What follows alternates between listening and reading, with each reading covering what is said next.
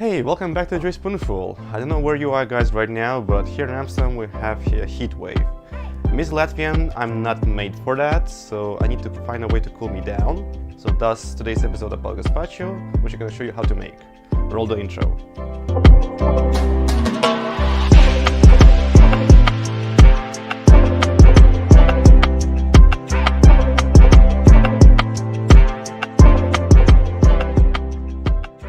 Gazpacho is a pretty easy recipe to make. There's almost no cooking involved, just mostly chopping and blending everything in a blender. Back in the days, gazpacho was made with pestle and mortar. Ain't nobody got time for that. Think about gazpacho, you have mentions of it coming back to Roman Empire times, but tomatoes didn't came to Europe until 16th century with Cortes.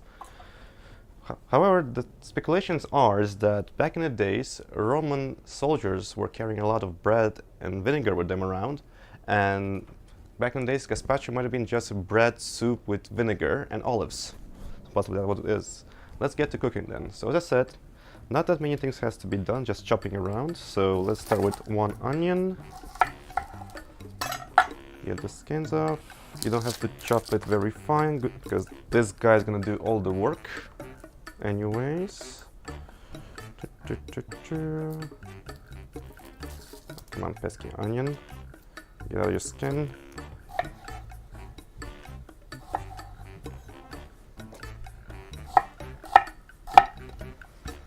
So that goes inside.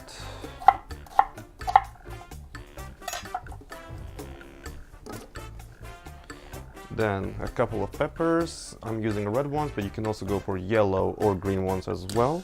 Cut it in half. Take the seeds out. The white membrane as well. Make it easier. Roughly chop it. Because again, this guy's gonna do all the work.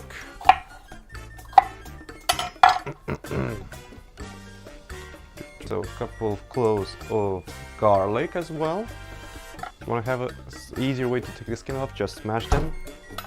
And they just come right out of their skin. Sometimes they do, sometimes they don't. Here we go. That's much better. Maybe not.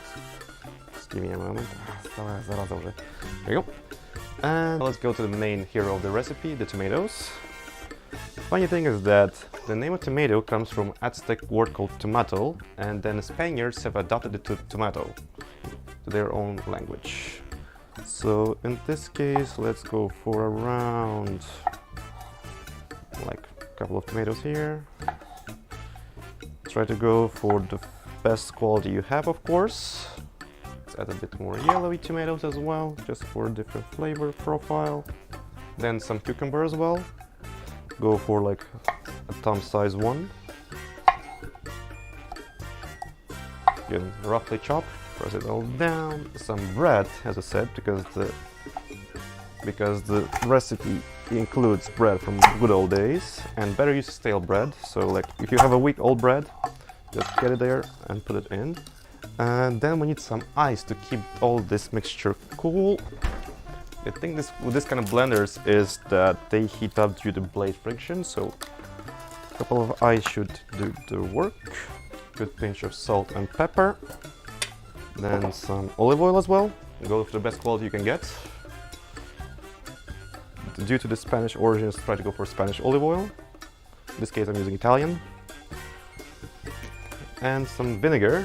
If you have, go for Xeres vinegar, because that's again more original ingredient. Like a tablespoon or so. And now, let's blend it all in. I forgot a bit of water as well. To make it a bit more blendy. Here we go. And let's blend. Here we go. So depending how chunky you want it, you can blend them more or less. Or if you still have chunks after some blending, you can also pass it through a very fine sieve. Let's grab a bowl. Pour some here. Put some different garnishes to make it a bit more interesting to eat. Some stale bread, some cucumber, some pepper, a bit of olive oil. And so this is the famous Spanish gazpacho soup. Nice and refreshing. especially in the weather like this we have right now in Amsterdam. Oh yeah, that's the deal. Hey, thank you for watching this last episode. I hope you enjoyed it, and I hope this recipe is gonna help you to cool down during the hot summer days. Comment below what you think about this video, if you like the video, subscribe if you want to see more of these videos in the future. Thanks again for watching, and I'll see you in the next video.